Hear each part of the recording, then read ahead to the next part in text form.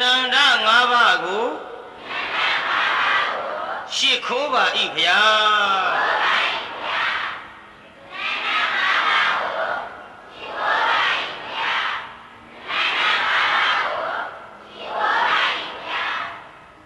ဥသုံးကျေ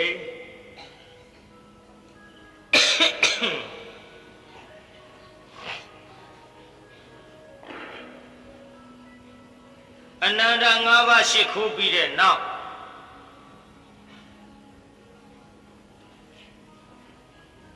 ဒီကနေ့ပြည်မြို့မှာဘုန်းကြီး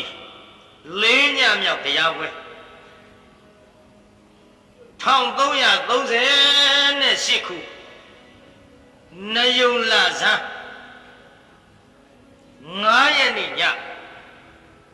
မနေ့ဖြန်ကတညကြံသေးဒီနယုံလဇန်9ရက်နေ့ညမှာဒီပြည်မြို့ယဉ်ကျေးမှုဇက်ယုံကြီးရှံထွက်အောင်လာကြတဲ့ပြည်သက်ကြီးကိုဘုန်းကြီးရှေ့ပိုင်းမှာသချင်းတန်ကြဘုရားဖြစ်ဆိုတဲ့တရားဟောမယ်လို့ကြေညာလိုက်ပါပြီအောင်မေမှာပေါ့လေတချို့ကလည်းကွာသချင်းတန်ကြလို့ဘုရားဖြစ်တဲ့ဟာသချင်းဆိုတန်တဲ့ဘုန်းကြီးဆိုတော့သချင်းဆိုခြင်းဒါနဲ့အမီတွေရှောက်ပေးနေတာပါကွာလို့လည်းအောင်မေခြင်းအောင်မေပဲလိမ့်မယ်တချင်းတန်ကြလို့ဖျားဖြစ်တယ်ဆိုတော့လေခင်ဗျားတို့ပြည်မြို့ကကျုပ်ခိုးတချင်းလို့ဒီလိုဆိုလွန်တာပေါ့လှုပ်ချင်လှုပ်ကြပြီလိမ့်မယ်ဟုတ်တယ်လေဒီလိုဆိုလွန်တာပေါ့ဆိုတဲ့တချင်းကလည်းတပြေလုံးနှံ့သွားဟိုမြို့ရောက်လည်းဒီလိုဆိုလွန်တာပေါ့ဟိုရွာရောက်လည်းဒီလိုဆိုလွန်တာပေါ့ဒီလိုဆိုလွန်တာပေါ့လွန်ကုန်ကြပါပြီယောက်ျားတွေမှဆိုတယ်အောင်မိန်းမတွေကလည်းရှင်လည်းပဲလွန်တာပေါ့နော်ဝက်ပေါက်လို့သူခင်နဲ့သူပေါ်တဲ့သချင်းတွေအပြစ်တင်စရာမလိုပါဘူးဒီထဲဆန်ရှားစီရှားပါတယ်ဆိုမှဟိုသချင်းရရှိသေးရှိတော့ရှိတယ်ရှားတယ်ရှိတော့ရှိတယ်ရှားတယ်သူခင်နဲ့သူပေါ်လာဒါကြောင့်တရားနာပရိသတ်ကြီးဒီလိုဆိုလွန်တာပေါ့လဲမလုပ်ကြနဲ့တချင်းတန်ကြလို့ဖျားဖြစ်တယ်ဆိုတော့ဖေတော့မောင်တော့တချင်းမဟုတ်ဘူးဗျဖျားဖြစ်လို့တဲ့တချင်းဆိုတာတွေ့ကြသဘောပေါက်လာပါလိမ့်ကျုပ်ကလည်းတချင်းနေနဲ့ပတ်သက်ပြီးတော့ဝါဒနာအင်မတန်ကြီးခဲ့တဲ့တချင်းမှာဘုန်းကြီးပါတရားနာပြိဿဝါဒနာကြီးလုံးလို့ဒီဝါဒနာကြောင့်လည်းကျုပ်ဒုက္ခဖြစ်ခဲ့ဘူးပါတယ်ဒုက္ခဖြစ်တာလေးပြောရအောင်ကျန်ဒီကမှတရားနာပြိဿမောင်မြတ်မောင်ဆိုတဲ့လူတယောက်ရှိတချင်းဆိုအင်မတန်ကောင်းကြောင်းရောက်လာရင်သူကဘင်ဂျူလေးနဲ့ကျုပ်ကလည်းသူရောက်လာမှစီးတဲ့ဝါးနဲ့တွေ့ရ။ကိုင်မင်းတီးกว่าငါစီးဝါးလိုက်။နောက်ငါတီးမဟဲ့မင်းစီးဝါးလိုက်။သူတချင်းဆိုကျုပ်ကစီးဝါးလိုက်။အဲ့ဒီတချင်းကျုပ်ကအတော်သဘောကျတယ်နိုင်ငံတော်ခေါင်းဆောင်ကြီးများကြဆုံးတဲ့တချင်းစစ်ကြီးလားစစ်လေးလားမသိပါဘူး။၆ခွဲလား9လက်မှလားမပြောတတ်ဘူး။အဲ့ဒီတချင်းကျုပ်ကရေးယူတယ်အတန်သွားနားထောင်ပြီးငါဆိုကြည့်မယ်မင်းစီးလိုက်ဟိအဲ့ဒီဝါဒနာပဲသာနည်းနည်းလေးနားထောင်ကြည့်ဦးမလားဆိုရမှာရှက်ရောဘောပေးသားကနားမထောင်ရင်တော့ဖြေမှဖြေပဲကျုပ်ကတော့ကြဘုန်းကြီးဆိုတော့ကရုံးကြီးနဲ့ကောင်းမှုဗျပေးသားကြီးဟိုကျုပ်ဝါဒနာပါတာလေးပြောမလို့နည်းနည်းလေးနားထောင်ကြည့်ဦးမလားမှန်တောင်းဆိုမဲ့လူလည်းရှိသားနော်ဒါကျုပ်ပြစ်လွတ်တာပေါ့လေဘုန်းကြီးကသချင်းဆိုတော့ကွာဆိုသူတို့ကနားထောင်နေတယ်ဆိုလို့ပါဗျာလို့နားထောင်ကြည့်တရားနာပြိဿဗမာပြည်လွတ်လပ်ရေးကိုအောင်မောင်းကင်ငါအခါကကြံရွယ်ဖြစ်ရတဲ့ကံကြမ္မာရဲ့ရဲဝအောင်ဆောင်ပါတယ်တော့ရဲလှုပ်လေငါပြစ်ထားတာကိုအဖျားတော့တတ်ကြဘုန်းကြီးအကုန်ဆိုလို့မကောင်းဘူးမကောင်းမလို့ငါများမချမ်းဘူးတလုံးချမ်းတာဟဲ့နားထောင်ကြည့်ဗမာပြည်လွတ်လပ်ရေး တိုင်းကအခါကကြံရွယ်ဖြစ်ရတဲ့ကံကြမ္မာရဲ့ရေဘောအောင်ဆန်း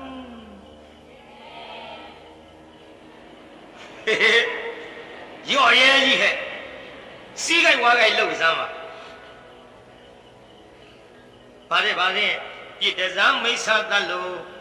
ညာတမကနာဝပြုရလေတော့အေးအဲ့ဒါလူမပေါ့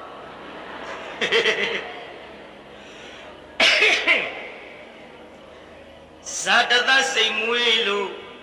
ပြုရှာကြတယ်လူပါလာရဲ့တဘောကြရင်တဘောတက်မယ်အောင်မန်းကိုစုခူးမယ်ဗမာရဲ့မန္တိုင်းရင်ရိုင်းနွမ်းပေါ်ကွယ်ညီညာရစေကွယ်ဗမာလူလူရဲ့တရားနဲ့ညီစွာဗမာမှန်ရင်သွေးနဲ့လေယာ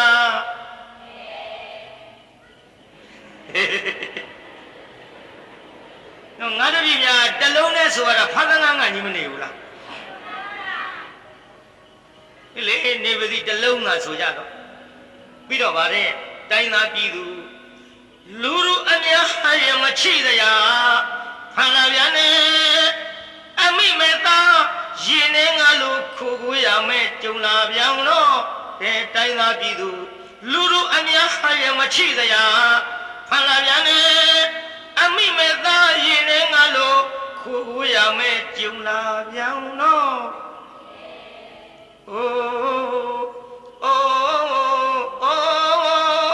ဒီလိုဆိုရမှာတော့ဖေကြီးတို့မဟုတ်ဘူးအိုကသုံးလုံးရေးထားတာကိုဗျအိုဆိုဘဲနဲ့လို့စီးကြိုက်ဒီလိုဆိုရမှာသချင်းဆိုတာ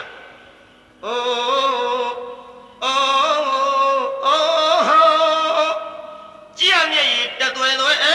စီမနိုင်တောင်းမရတဲ့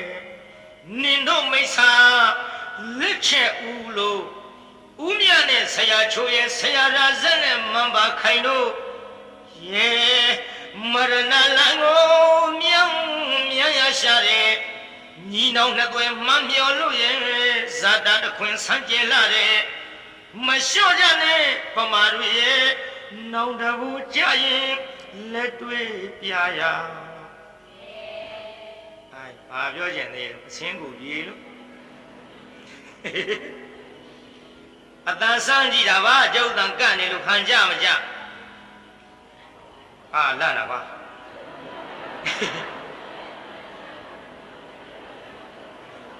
ဓာတ်ပုံရိုက်တာနဲ့တူပါရဲ့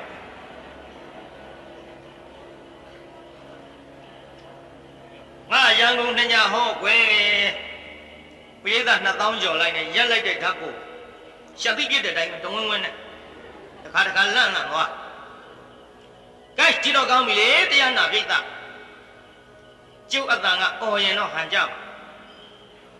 အခုကျုပ်လာနှိပ်ပေးနေတဲ့တရုတ်ကြီးလို့ပေါ့ဟုတ်တယ်နဝင်းကတရုတ်ကြီးလေစကားပြောပဲတော့မှမပြောင်းဘူးဆရာတော်ဖယားမထစ်နေတာဒီထက်တရားနာပြိဿဘရုမဒေဝီကချင်းမြသူကကျုပ်ဆိုပြတချင်းဆိုတယ်တလုံးမှမထစ်ဘူးကျုပ်တန်လည်းတရုတ်ကြီးလို့ပေါ့လေကျုပ်တန်လည်းတရုတ်ကြီးလို့ပေါ့တရားနာပြိဿတလုံးမှမထစ်တယ်လို့ပေါ့တရားနာပြိဿနည်းနည်းလေးဆိုကြည့်လိုက်တော့လေကျုပ်တန်ဆင်ပြေပါတယ်တရားနာပြိဿကဲဒီတော့ကောင်းပြီတရားနာပြိဿအခုခမည်းတော်ကိုပြောနေတဲ့တခြင်းကိုဆိုပြီးတော့ဘုန်းကြီးလေတင်တန်းတက်ထားအဲ့ဒီဘုန်းကြီးနဲ့တခြင်းဆိုပဲဖြစ်တဲ့မောင်မြတ်မောင်တရားနာပြိဿရေဘာအကြောင်းကြောင့်ရေတော့မသိဘူးပေါ့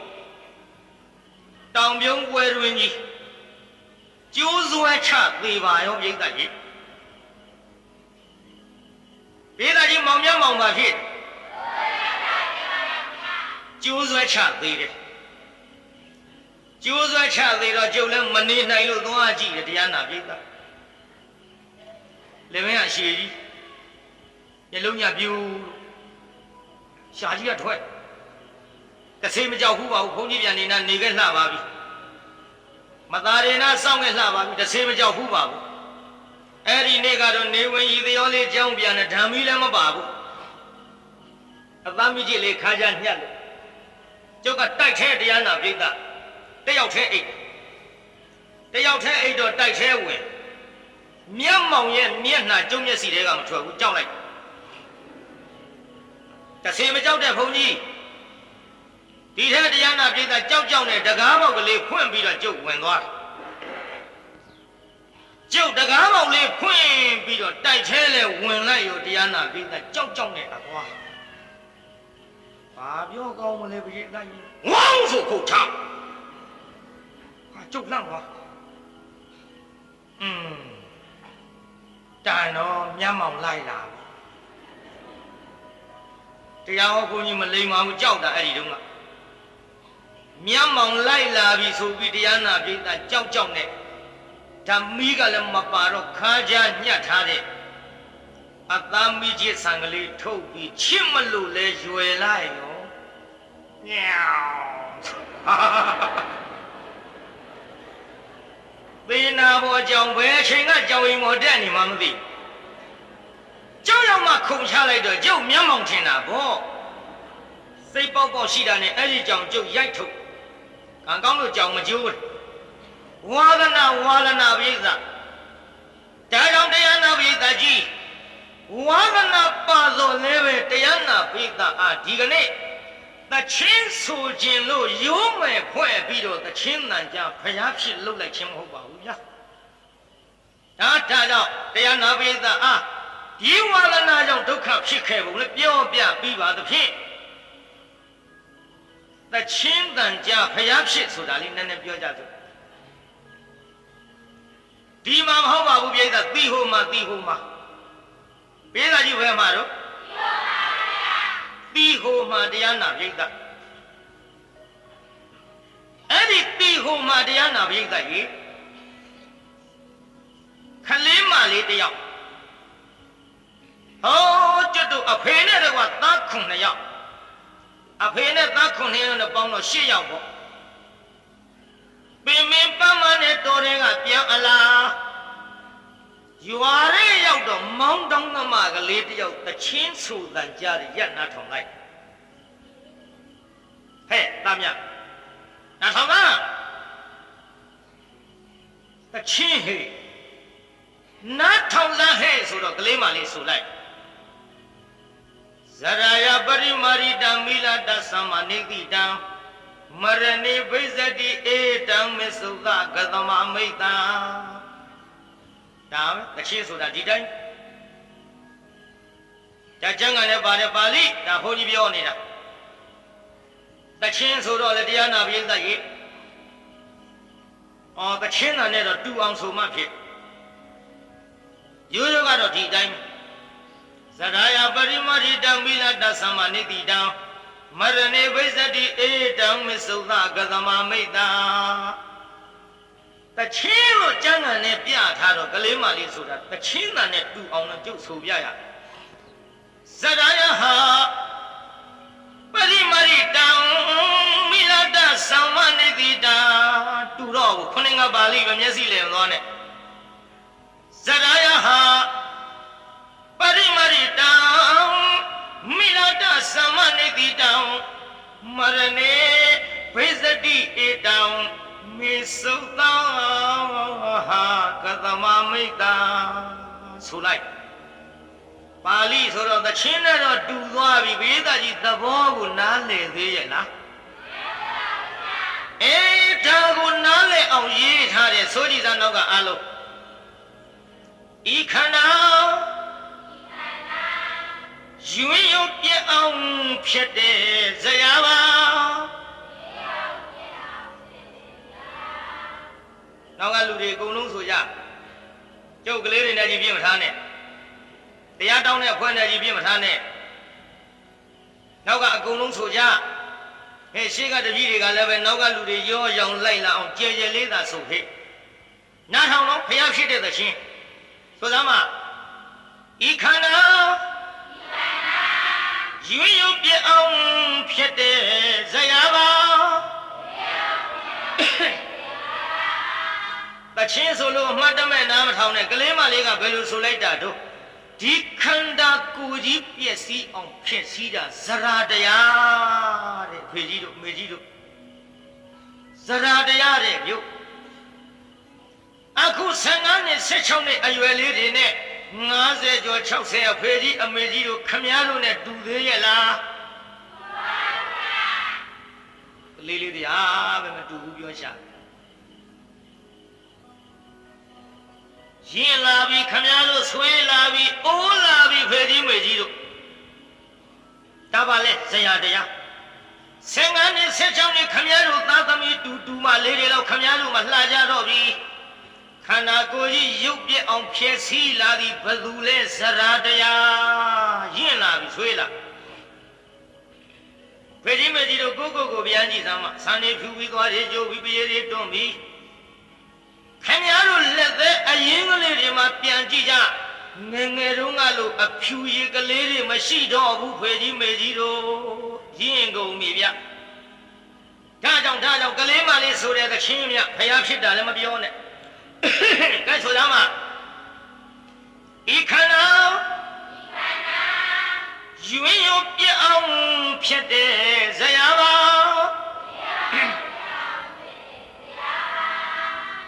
ညွန်းဝငါရေပါမရရှာ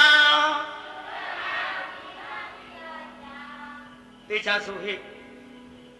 ညွန်းဝငါရေပါမရရှာခန္ဓာကိုယ်ကြီးပေါ်ဖုံးလွှမ်းထားတဲ့ညှိုးနွမ်းတဲ့အရေပါးလေးကိုမိနေပါတယ်တဲ့ဗျ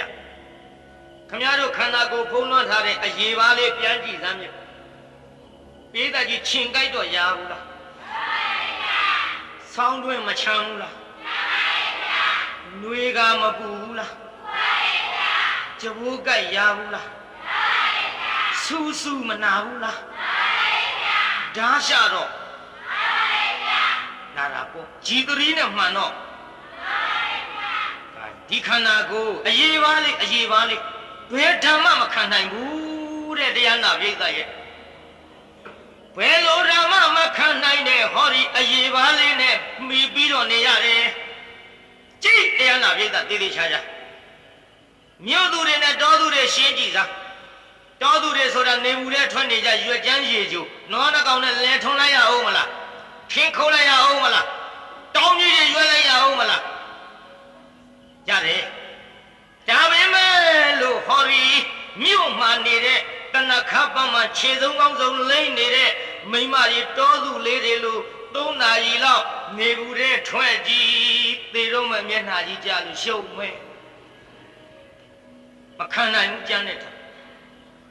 ဒီထဲဘာပြောတော့မအရေးထမ်းနေတော့ကိစ္စမရှိဘူးတဲ့နေဘူးတဲ့ထွက်တာတဲ့ငါအသားတွေငွဲ6ကြီးအရေးပါပူတဲ့ဓာတ်လည်းမခံနိုင်ဘူးအေးတဲ့ဓာတ်လည်းမခံနိုင်ဘူးမှန်လားတရားနာပြိဿကြီးဒါပေမဲ့လို့နေဘူးတဲ့နေပါများတဲ့လူကအရေးထမ်းနေတဲ့လူတဲ့တော့ဓာတ်ခံနိုင်တယ်သဘောပေါက်ရလားပြိဿကြည့်တရားနာပြိဿကြီးအဲ့ဒီအရေးပါကိုမိတဲ့အကြောင်းကိုလည်းဟိုကဆိုပြ။ကိုင်းဆိုလိုက်စမ်းပါညွန်းဝငါအရေးပါမိရရှာအဟုတ်ပင်သေမမလွဲပါ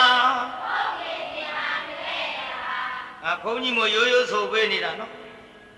အိမ်ကြတစ်မျိုးဆိုခြင်းဆိုပေါ့အဟုတ်ပင်သေမမလွဲဟာဒီလိုရတော့ဟာအိမ်ကြတော့အဘုန်းကြီးမို့ရိုးရိုးဆိုပေးနေတာကဲဆိုတဲ့ဟိအဟုတ်ပင်သေမမလွဲပါဒီခန္ဓာကိုယ်ကြီးကဇာတိစလာတာတနည်းသေးရမှာတဲ့ကလေးမလေးကဘာတယ်ဆိုလိုက်စမ်းမတကယ်ပဲဆက်ခါသေမင်းအစာဖြေဝင်နေတော့ဒါ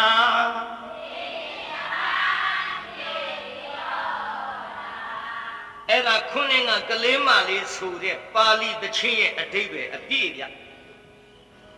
ခန္ဓာကိုယ်ကြီးပြည့်စည်အောင်ဖြစ်စည်းတာဇရာတရားခန္ဓာကိုယ်ဒီညှိုးနွမ်းတဲ့အရေးပါကိုမှီထားလို့ဘယ်ဓမ္မမခံနိုင်မ မှတ်ထားနော်သေချာတနေ့ဒီခန္ဓာကိုယ်ကပျက်စီးပြီးတော့သေရဒီခန္ဓာကိုယ်ဒီတနေ့ကြတော့သေမင်းရဲ့ခံတွင်းကိုသက်ဆင်းရမယ်ဒီသချင်းဆိုလိုက်တော့တရားနာပိသသားအဖ၈ယောက်နေဟဲ့သားများနားထောင်လားနားထောင်စမ်းခန္ဓာကိုယ်ကြီးကိုပျက်စီးအောင်ပျက်စီးတာဇရာတဲ့သားတော်မင်းတို့၈ယောက်နဲ့အဖေနဲ့မတူပါဘူးအဖေကအိုပြီးမင်းတို့ရဲ့ရုပ်အဆင်းပြက်ပြီးဇရာကြောင့်ကလေးမလေးဆိုတဲ့သချင်းသိမ့်မှန်တဲ့ကွညှိုးနှွမ်းတဲ့အရေးပါကိုမိတဲ့သားတို့အဖေတို့ရဲ့ကြည်စမ်းမှအရေးပါနေဦးတွေကလာတော့အမတန်ညှိုးနှွမ်းနေတယ်တနေ့တော့လေသိမာရဲ့သားတို့ရဲ့တနေ့ဒီခန္ဓာကိုယ်ကြီးသိမင်းခံတွင်းကိုသက်ဆင်းရမှတဲ့ကြည်နော်အချင်းတန်းကြလို့ရနာထောင်ကြနောက်ကလေးမလေးကတပုတ်ထဆိုတယ်ပြေက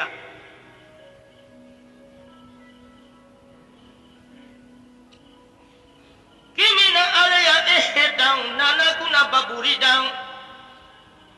အတုစီဝဇနာအေတံကရလိခန္ဓာသဝံဣဒံလို့ဆိုလိုက်ပြမဟဲ့ဧသာကြီးဆိုလိုက်ပြင်မယ်လို့သဘောပေါက်ရဲ့လားပေါက်ပါဘူးဗျာဟဲ့ပါဠိဆိုတော့ဆိုသံကြားလိုက်ပြင်မယ်ဧသာကြီးသဘောပေါက်ရဲ့လားအေးမပေါက်သေးတာကိုသဘောပေါက်အောင်ခွန်ကြီးရေးထားတယ်။ဂိုင်းဆိုကြည့်သမ်းပါ။ပိုးမျိုးရှိစေဤယာမိယာခန္ဓာကိုယ်ကြီးထဲမှာဟဲ့ခန္ဓာကိုယ်ကြီးထဲမှာဟဲ့ပေးသားကြီးပိုးမျိုးဘယ်လောက်တဲ့ပိုးမျိုး80ရှိအကောင်ကြီးလားအမျိုးလားဟဲ့အမျိုးရှိသေးတာနော်ဒါကြောင့်မနုဿတ္တဘာဝဒုံလဘောလူအဖြစ်ရခဲ့တယ်လို့ဘုရားဟောတာပေါ့ဒီထဲတချို့လူတွေကသမန်ငါရှံငါဘုရားစကားကပြက်ကချော်လို့ပါတဲ့လူအဖြစ်ရခဲ့တဲ့မနုဿတ္တဘာဝဒုံလဘောဆိုတာဟုတ်မထင်ပါဘူးတဲ့လူအဖြစ်ရခဲ့တဲ့ဆိုရင်မြို့တွေကျင်းသွားမှာပေါ့တဲ့ရွာတွေငယ်သွားမှာပေါ့တဲ့လူတွေရော့သွားမှာပေါ့တဲ့အခုတော့မြို့တွေချဲ့ရရွာတွေချဲ့ရအိမ်တွေဆောက်ရမြားတောင်လာသေးတယ်ဟေးလူအဖြစ်ရခဲ့တဲ့ဆိုတာဟုတ်ဖူးกว่าတဲ့လွယ်ပါတယ်กว่าတဲ့6လ10လဆိုတရားဘယုတ်ဒုက္ခဆန်တဲ့လူတွေဘုရားဟောဖြစ်စည်းပြီ6လ10လသူတို့တယောက်မြန်နာလာတွက်တဲ့တရားနာပိဋကကြီးကဲလူအဖြစ်ရခဲ့ဘုံကျုပ်ကခမည်းတော်ကိုသေသေးချာချာပြမယ်ပိဋကကြီးခမည်းတော်တိမ်နေဆောင်းမထားဘူးလားကျုပ်စိတ်ဆင်းရဲပါစာယုံတဲ့လူတွေရှမ်းလာအောင်လာတဲ့အိမ်မဆောက်ရတဲ့လူကအများကြီးပါနော်ဟုတ်တယ်အိမ်မရှိရမရှိအတော်များတယ်နဲ့တူတယ်တခါတော့မှတွေအိမ်မဆောက်ဘူးအိမ်မရှိဘူးဆိုရင်ကျုပ်ဆင်းရဲတယ်လေအိမ်ဆောက်ရင်လည်းပြောကြပါပေးသားကြီးခင်ဗျားတို့အိမ်တွေဆောက်မထားဘူးလားအော်တရားဝဲလာတဲ့လူတွေအကုန်အိမ်ရှိနော်စိတ်ချမ်းသာသွားပါပြီဒီလိုလဲလုပ်ပါဦးမှာပေါ့ခင်ဗျားတို့ဟာအဲအိမ်တွေဆောက်ထားတော့ဘုရားကြီးဘသူနေဖို့ဆောက်တာအေးလူတွေနေဖို့ခင်ဗျားတို့ဆောက်တဲ့အိမ်တွေမှာဘုရားကြီးဘသူတွေနေကြတော့ဟုတ်ရဲ့လားပြေမြို့တတိထားဖြေလူနေဖို့အိမ်တွေဆောက်ပြီးခမည်းတော်အိမ်တွေဘသူတွေနေကြတော့တပည့်တော်တို့ဆိုတာလဲလူပဲဘာဖြစ်လို့ပြောင်းသွားတာလို့ခမည်းတော်ပြောလိုက်တာကလူတွေနေပါတယ်ဖယားလို့ပြောပေမဲ့လို့ကျုပ်ကလူတွေရင်မကဘူးထင်တယ်နော်ကဘူးထင်တယ်နော်တောရွာတရွာသွားဟောတာဘုရားကြီးလူတွေနေဖို့ဆောက်တဲ့အိမ်ဘသူတွေနေတုံးဆိုလူတွေနေပါတယ်ဘုရားဘုရားကြီးခုံးရလားဆိုကလေးတွေကတရိษံနေပါကွာအဲ့ဒါလို့လည်းမလုံးနဲ့လေလို့လူနဲ့တရိษံရောနေတယ်လို့ဖြေပါကွာလို့ဘုရားကြီးခင်ဗျားတို့ဆောက်တုံးကတော့လူနေအိမ် ပရိသတ်ကြီးနေတော့ဘသူတွေနေကြတော့အဲလူရောတရိษံရောနေနည်းနည်းမင်းမဲ့ပရိသတ်ကြီးရောနေတဲ့လူနဲ့တရိษံခမည်းတော်အိမ်ဘသူကများတော့ဟေးစဉ်းစားဟဲ့စဉ်းစားဟဲ့အိမ်မြောင်တို့တောက်တက်တို့ပရွက်စိတ်တို့ကိုခတ်တို့ချဘုံတို့ကြဖိုးတို့စဉ်းစားဟဲ့ပရိသတ်ကြီးလူနေဖို့ဆောက်တဲ့အိမ်ခမည်းတော်လူနဲ့တရိษံရောနေတယ်ဆိုတော့နေတဲ့လူနဲ့တရိษံဘသူကများတော့လူအဖြစ်ရခဲ့တာငါပြောနေတာဟဲ့ကဲအပြင်မဲ့ရှိတာထားပါတော့လေနော်ခင်ဗျားတို့အလွန်သိကြပါတယ်အပြင်မဲ့ရှိတာတော့ငါးရကောင်ဥရာကြီးပါကဒေးချီဥ9လ10လလွယ်ပါတယ်လို့သေးကဒေးချီဥငါးတယ်ခင်ဗျားတို့အိမ်ရှိတဲ့ခွေးတွေနွားတွေဝက်တွေမွေးတာတပြုံကြီးခင်ဗျားတို့လူတွေသုံးမှာဘူးဆိုလွန်းနေပြီသုံးမှာဘူးဆိုတာတောင်ပူးထွက်လာတာမဟုတ်တယောက်ချင်းထွက်တာဒီလောက်ထိအောင်ပြောမကောင်းပါဘူးကိုလွယ်ပါတယ်ဆိုတဲ့လူတွေအတွက်ကျုပ်ကစိတ်ထဲမှာတရားနာပိဋကဖယားစော်ကားရဲ့ထင်လုံးလို့ကျုပ်ပြောနေတာမှန်လားတရားနာပိဋကကြီးဒါကြောင့်တရားနာပိဋကကြီးအဲ့ဒီအပြင်ဘက်ရှိတာတွေထားပါတော့ခမည်းတော်လူနဲ့ရောနေတာကျုပ်ပြောမဲ့ဓကမကြီးတွေခမည်းတော်ခေါင်းပေါ်ဘာတွေပါတော့ဆမ်းမင်းတွေအရင်ဖြေပါပေသားကြီးခေါင်းမော့ဘာတွေပါတော့ဆံမင်းနဲ့ဘာတွေရှိတော့မေးရအောင်မဲ့ဒကမကြီးတို့ခမည်းတော်လူတယောက်ခေါင်းပေါ်မှာတန်းတကောင်နဲ့လားအများကြီးလားလူဖြစ်ရခဲ့တာကျုပ်ကတော့ပေါ်အောင်ပြောနေတုတ်လို့မနိုင်ဘူးတချို့မိမတွေများဘုန်းကြီးတွေဆုံးခံကြွလာတာမမြင်ဘူးရှေ့ကမိမနောက်ကမိမကဒူးနှလုံးနဲ့ခွာရှေ့ကလူဇက်ကျိုးမတတ်တကြွကြွတုတ်ဒီတဲ့ရှေ့ကမိမကပြောတယ်ကောင်းလိုက်တာကိုယ်သက်ကြနှမျောတယ်သူများအသက်သက်တာကောင်းတယ်ဘာများတော့အရသာခံလို့မသိ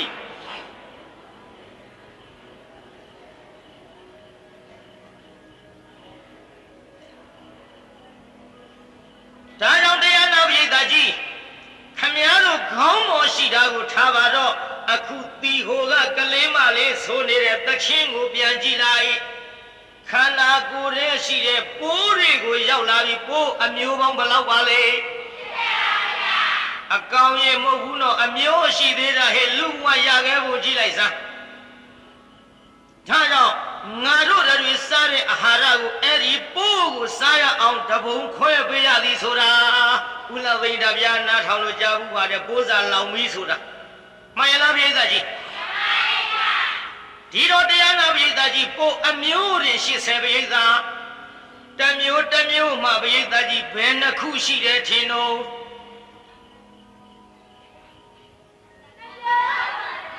နှမျိုးမလုံးနဲ့လေတစ်မျိုးတည်းဘယ်နှခုရှိတယ်ထင်တော့ခင်ဗျားတို့လိုပေါ့ဗျာအခုဒီတရားနာလာတာလူတွေပဲတစ်မျိုးတည်းမှမဟုတ်ဘဲနဲ့ဂိုင်းခင်ဗျားတို့လည်းနှစ်ခုပဲဘာခုတော့ဆိုတော့ယောက်ျားတစ်ခုမိန်းမတစ်ခုဘုန်းကြီးလိုပညာတွေများနေပြီဘုန်းကြီးလည်းတစ်ခုပဲဦးစင်းလည်းတစ်ခုကိုရင်လေးလည်းတစ်ခုပဲအဖွားကြီးလည်းတစ်ခုပဲမိန်းမပြိုလေးလည်းတစ်ခုပဲပေါက်စာလေးလည်းတစ်ခုပဲတခုတည်းဘယ်လောက်များချုပ်လိုက်တော့လဲနှစ်ခုပဲကဲသိရောပေါ့ခင်ဗျားတို့လိုတရားနာပိဋကကြီးပိုးတစ်မျိုးမှတရားနာပိဋကကြီးတခုတည်းမဟုတ်ဘူးပိုးဒီကတခုပိုးမကတခုဘယ်နှခုလုံးပိဋကဒီနှစ်ခုကဒီတိုင်းရနေရလားပိဋကဘယ်နေမလို့မြခင်ဗျားတို့လိုပေါ့ဒီတစ်ခုကဟိုတစ်ခုလိုခြင်းဟိုတစ်ခုကဒီတစ်ခုလိုခြင်းကိုင်းခင်ဗျားတို့လိုပေါ့ဗျခင်ဗျားတို့ယောက်ျားကမိန်းမကိုလိုခြင်းမိန်းမကယောက်ျားလိုခြင်းလို့ရကြတယ်လို့သူတို့လည်းတစ်ခုနဲ့တစ်ခုလိုခြင်းလို့ရတော့ပိဋကကြီးအဲ့ဒီနှစ်ခုကလည်းဒီတိုင်းရနေပါမလားဘယ်နေလိမ့်မလို့များအခုကြီးနှစ်ခုရှိမှတော့အခုသေးသေးလေးတွေထွက်လာခင်ဗျားတို့လိုပေါ့ဗျ ဒါကြောင့်တရားနာပိဋကကြီးကလင်းမလေးကဆိုနေသည်ဘာတဲ့ဆိုလိုက်စမ်းပါဘုံမျိုးရှိစေတရားမိယာသာဖွာရမစင်စွန့်ရာပြောပါစွာနေကြတာဒုက္ခနာကိုကြီးထဲမှာဟေးလူတွေလိုပဲဗျသူတို့ကလည်းအိမ်အောင်ပြုကြတယ်ဒုက္ခနာကိုကြီးကသူတို့မင်္ဂလာဆောင်မှန်းတက်ကြီးကြအိမ်အောင်ပြုကြတယ်အိမ်အောင်ပြုပြီးတော့အဲ့ဒီထင်းတာဖွာကြတယ်တာဖွာတဲ့ဆေးရုံကြီးကြလို့ပြီးတော့သူတို့ကကျင်ကြီးကျင်ငယ်စွန့်ကြတယ်သူတို့ရမစင်အိုးအိမ်သားကြီးကြလို့ဟဲ့ဒုက္ခနာကိုကြီးကဒါကြောင့်တရားနာပိဋကကြီးကလင်းမလေးဆိုနေတဲ့သခင်ဖျားဖြစ်တယ်ဆိုတာဖေတော့မောင်တော့မဟုတ်ရဲ့လားပိဋကကြီးဟုတ်ပါဘူးဆိုတာမှဘုံမျိုးရှိစေတရားမိယာသာဖွာရမစင်စွန့်ရာပြောပါစွာနေကြတာတကယ်ရန်တွေ့တော့ဆေးရုံကြီးရဲ့တန်ထမှာဒီနေရာအတော့ပါတယ်နော်စီးမပြေဘူးမအောင်မင်းတကယ်ရန်တွေ့တော့ဆေးရုံကြီးရဲ့တန်ထမှာတက်တန်နဲ့ဒူနဲ့တက်အောင်မသူဒီတိုင်းကောင်းမှာကိုမဟုတ်စီးမပြေဘူးအောင်မင်းမှာဆိုရင်လို့ကဲပါတယ်ဆိုလိုက်သားမတကယ်ရန်တွေ့တော့ဆေးရုံကြီးရဲ့တန်ထမှာအပုန်နွေလေပြီကမစင်ထီသောပမာ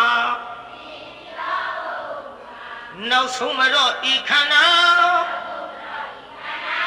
အနှစ်ကင်းလို့နေပြန်တော့ငါပြောတော့ပမာတူလောက်တာ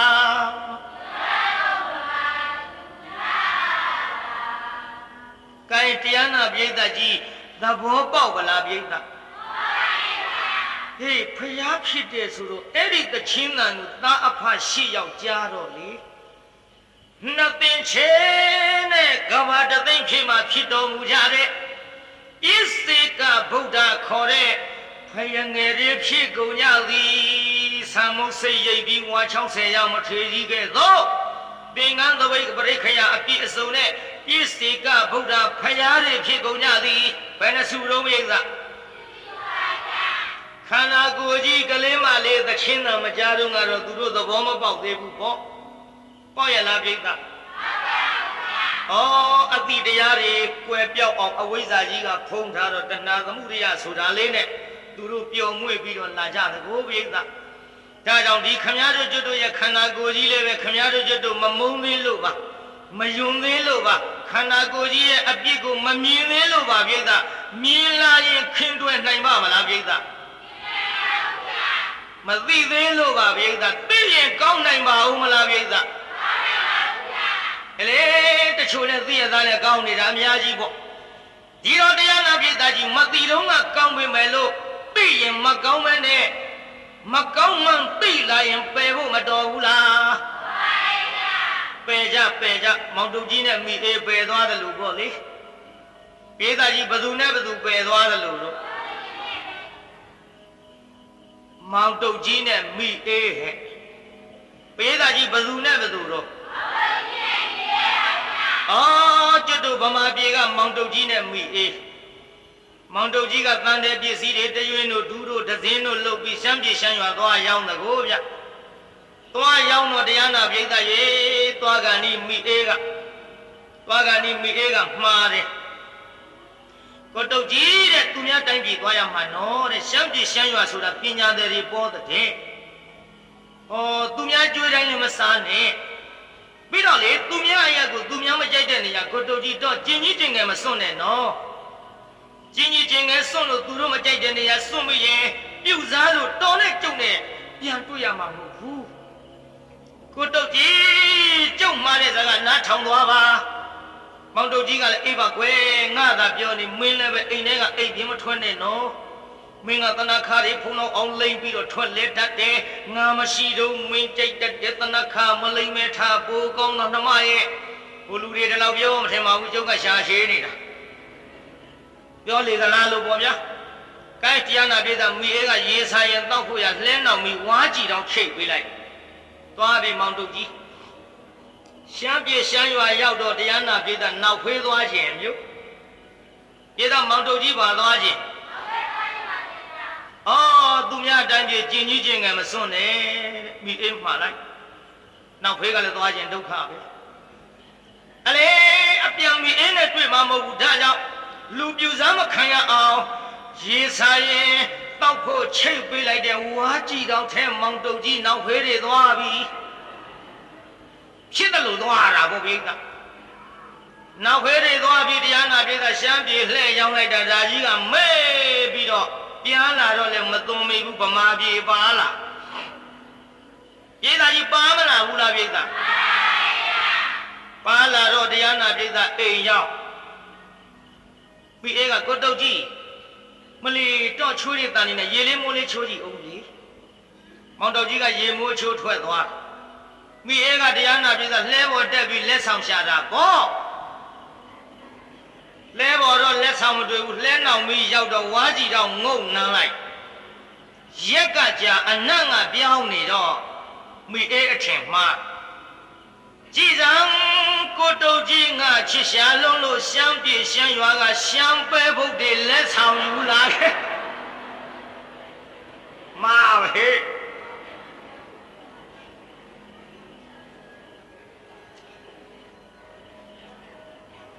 ကြော်မပဲဆိုပြီးတော့မောင်တုတ်ကြီးပြန်မလာခင်မီလေးဖို့တဲ့အိုးလေးဆေးကြောပြီးတော့ဖိုးပေါ်တယ်လိုက်စီနဲ့ကျက်သွန်လေးလှီထဲကျက်သွန်နဲ့စီကျက်လောက်တော့မှတရားနာပြည်သားမိအေးကဝါးကြည့်တော့ထဲကရှမ်းပဲဘုတ်တွေအကုန်သွန်ထဲလိုက်ညော်နံလေးထွက်လာတော့ဘေးအိမ်တွေကမေးတယ်ဟဲ့မိအေးကြီးဘာတွေကြောနဲ့မွေးလာကြည်လားအိမဲကိုတုတ်ကြီးရှမ်းပြည်ကယူလာတဲ့ရှမ်းပဲဘုတ်ဝိနေကပြောတယ်အေးတဲ့တို့လည်းလက်ဆောင်ပေးပါဦးတဲ့ပါရကဝါကြည့်တော့တလုံးနည်းနည်းရဲ့တဲ့များများတော့ပေးနိုင်ဘူးတဲ့ကြက်လောက်မှပကံနဲ့လာခဲ့တစုံစီပဲတော်ရေးရှမ်းပဲဘုတ်လည်းကြက်ရောတရားနာပြည်သားဝိနေကလာတော့တစုံစီလက်ဆောင်မျှပေးလိုက်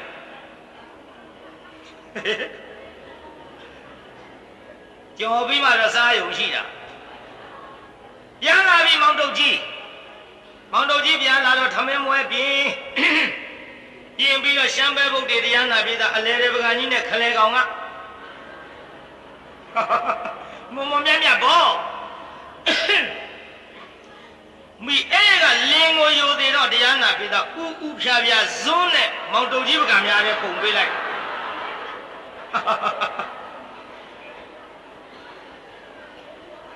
မောင်တုတ်ကြီးကဘာပြောကောင်းမလဲတရားနာပြေးတာကောက်လွေးလိုက်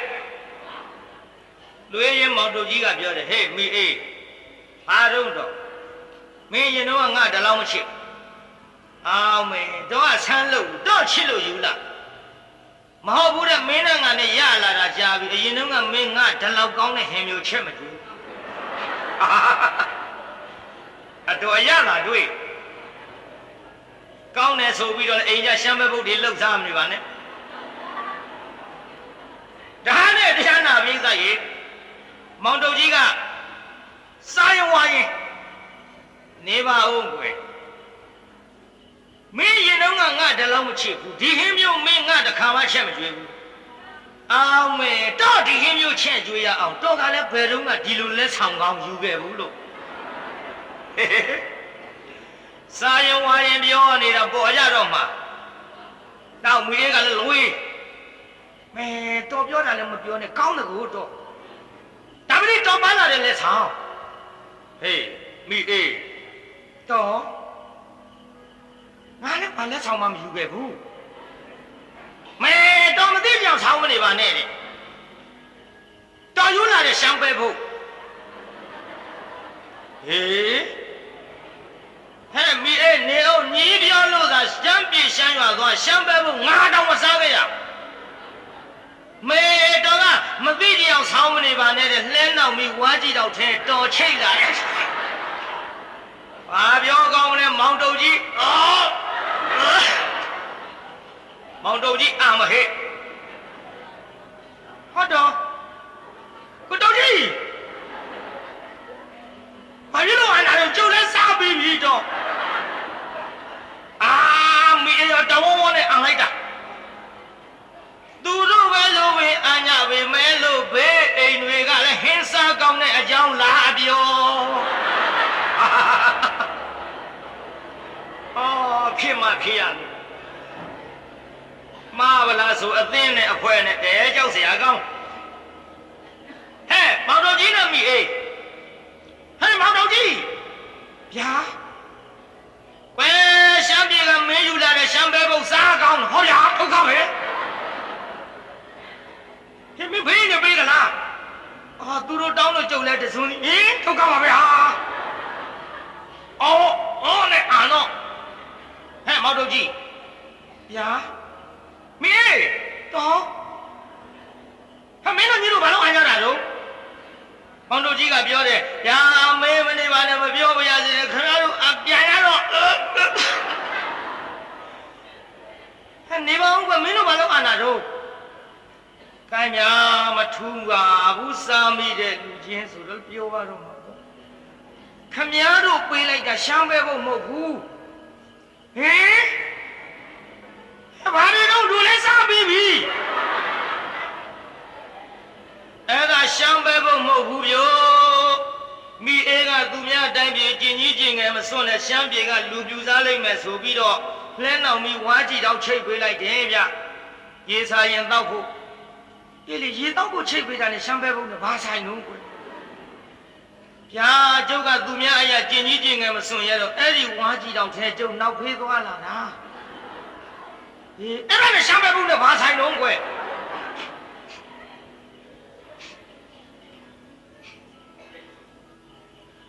ညာအဲ့ဒါမိအေးက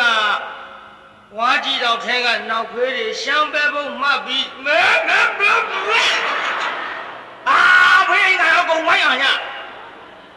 လက်နိုင်ပြီးအံလိုက်ကြတာတရားနာပိဿတဝေါဝေါနဲ့တော်ပါသေးရဲ့တရားနာပိဿသူတို့ဘုန်းကြီးကြောင့်ဆုံးရင်မထဲလို့လိန်မျိုးပြောရင်ပြောရောကိုယ့်ဘက်ကလွတ်အောင်ရှောင်မှဒါပေမဲ့ဒီလိုပါတရားနာပြေတာဟိုမောင်တုတ်ကြီးကညနေပိုင်းပြန်လာတော့ညနေစာဆိုတော့ဘယ်အကြောင်းဆိုရင်လောင်းဖြစ်လေမနေ့ပိုင်းဆိုရင်ပါရင်ပါလာဦးဒီတော့မှတရားနာပြေတာကြီးမစင်မှမသိတော့ကကောင်းတယ်ဘာလို့ကောင်းပါလဲညော်နံကလေးကဖုံးထားတော့မစင်နဲ့မပေါ်စားပြန်တော့လေအရသာက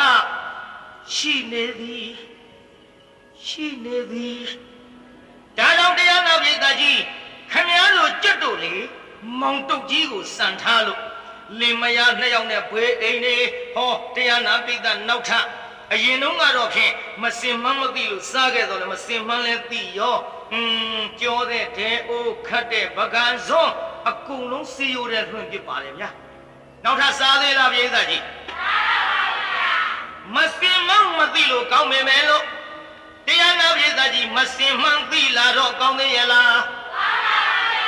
မစွန့်ပြကြဘူးလားဒါကြောင့်ခမည်းတော်ကျွတ်တို့ခန္ဓာကိုယ်ကြီးလေခုနှစ်ငါတော့ငါဖျားဖြစ်အောင်ဆိုလိုက်တဲ့ကလေးမလေးဆိုတဲ့သချင်းလူများသဘောကျပြီးတော့သာအဖရှိရောက်ပြစ္ဆေကဗုဒ္ဓတွေဖြစ်ကုန်သလိုဒီခန္ဓာကိုယ်ကြီးယွန်းမမုံမကြောက်မလန့်မအခုတော့ခမည်းတော်ကျွတ်တို့တွေကအဝိဇ္ဇာဆိုတဲ့ညှော်နှံကလေးဖုံးထားတော့တဏှာ